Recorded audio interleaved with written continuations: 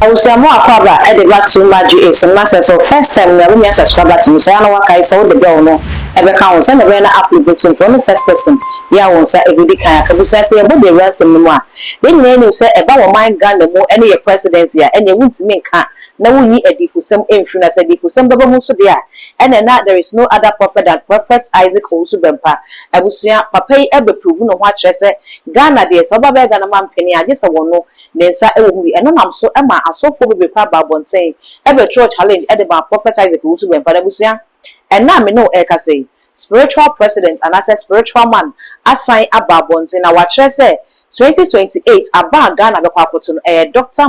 Bawumia e na bedi aba no nkunu abusia enye eno keke wo sign chair seat ahodo ya wo beje e de ama NPP ene Dr. Bawumia wo kire say voter region kwa ene o wobedi seat maku enum ya honorable Peter Amawu e seat no e ka ho e wo voter region wobedi ni nyina e de ama ye papa Dr. Bawumia na busia spiritual president and as spirit man e kasa na wo kire say what is the prophet Isaac Owusu Bempah e bo no fo safo he wo man Ghana mu say ayin e ba no say ye president e ye wo no pe e de betimi aka say empuna epunu wo say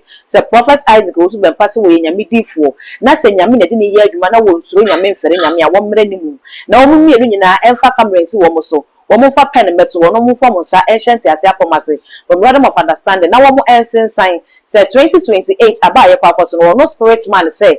Dr. Bawumia e de bedin kunim na prophet Isaac Owusu Bempah enso nyi ni po bedin kunim no de oso wonim say prophet Isaac Owusu Bempah beka say NDC fo ne bedin kunim eti say aba no so na ye kwakoto aba na ye wie bobo na say hu say Dr. Bawumia e de bedin kunim de ene o na nsa wo mo ani prophet Isaac Owusu Bempah de na kotum say wono spirit man so de no ena ena prophet Isaac Owusu Bempah de bebo mu so a na abusia wono so ye na kwakohye e won some in fact and some of the spirit man wa can be at the actual prophet Isaac Owusu Bempah ye abusia ba yen kote some spirit man kan e ba be di hu kom e be so person obia e wa NDC stronghold me say maje enya sa gro na medio asaman maje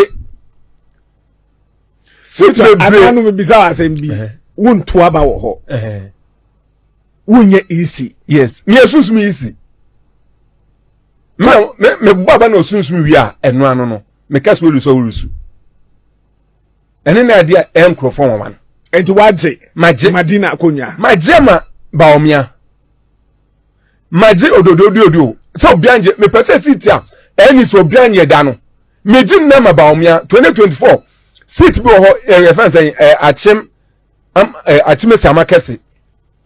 seat e ho a eni enye da no sa seat no ekọ eni si ho 32 years eni si nye da but ekọ so on say na net no sa na ododo enko eni si MPP da but maje nti babo aba no na MPP na den ewini ni lamte ba na man we wini seat no ho voter region seat 5 meje adiama Bawumia adwanto so ne de number 1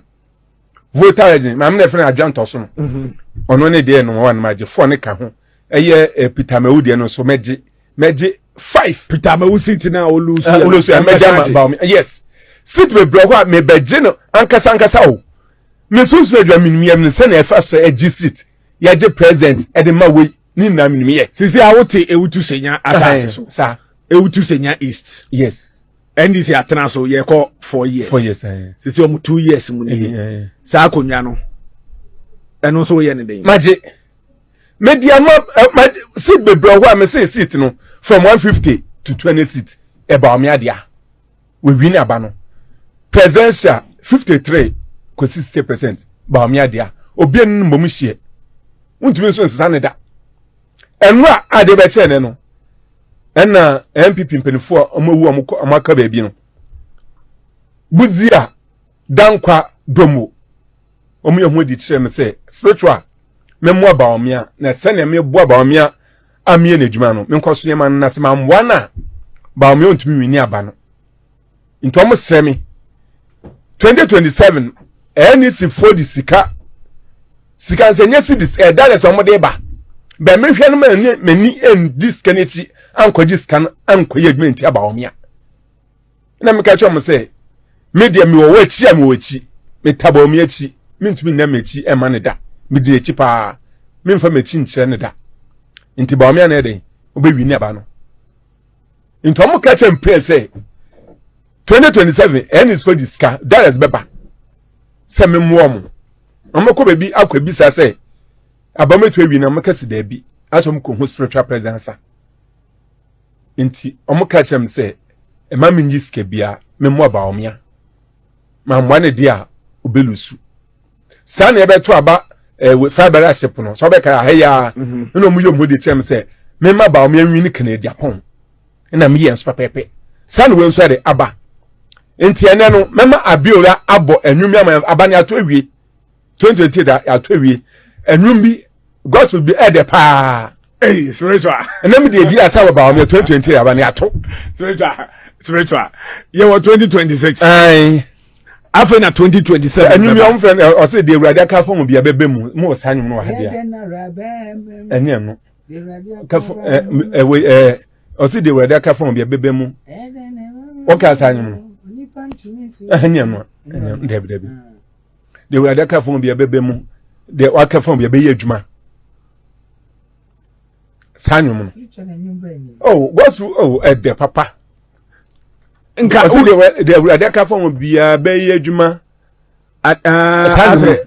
bebe mu Margaret Mensa Margaret check it mama hwe se hwa na de senia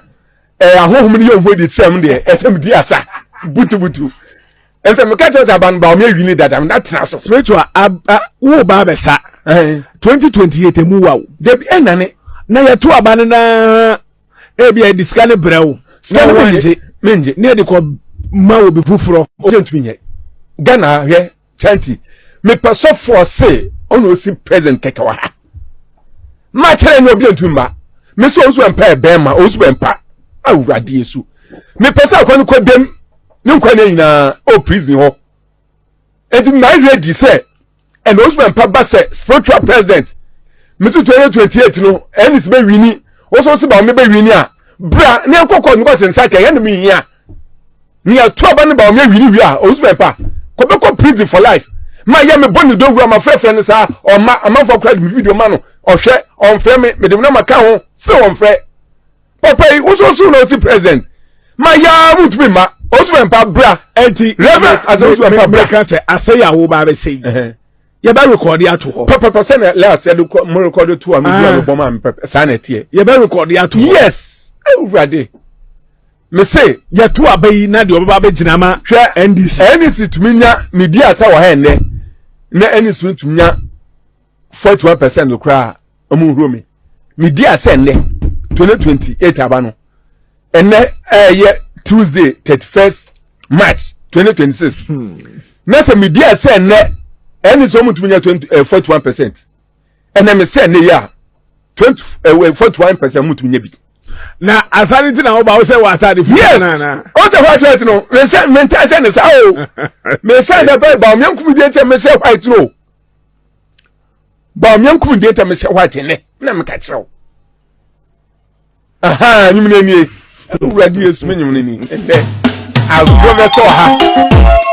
Ntabusia wey any ensemo a spirit man e kan na akọ comment section wa eno na Ghana fo bi e chese difo na agasa no maybe obi be kan se edifo na ehyenkom no wo mo gi data na defia monyofo no ho e na wo mo di ahyenkom no kwa ma prophet Isaac Owusu Bempah kwa pai line ma me babonte be so kire se enye wo mu nyina Ntabusia se be kan ya minority side sami okuba be kire se 2028 abana e be kwa koton oh seats are actually MPP fo nyina no wo ya de obi sign agent se ne spirit man ababonte be kire se seat na MPP4 elusu ye ni MPP4 wini da ade obeje ni nyina edema Dr. Muhammad Bawumia ni MPP wo se ene eye Samia Oku kan eno na sportsman ati a wo gina so ede aba be hyen komtise we ekoba mu a Samia Oku di kan akadeda enye wo no ne nkonhwe no na abam Ghana fo nsem bia wo mo kan wo comment section ho no na busia me de aba be so mo no mesre se won so beja wo de wo comment section ho de ma bepem no de baje bre na ya kenkan sam no de ama all the social media handles no too much GH. All subscribe, like, and watch it. Now, for us in the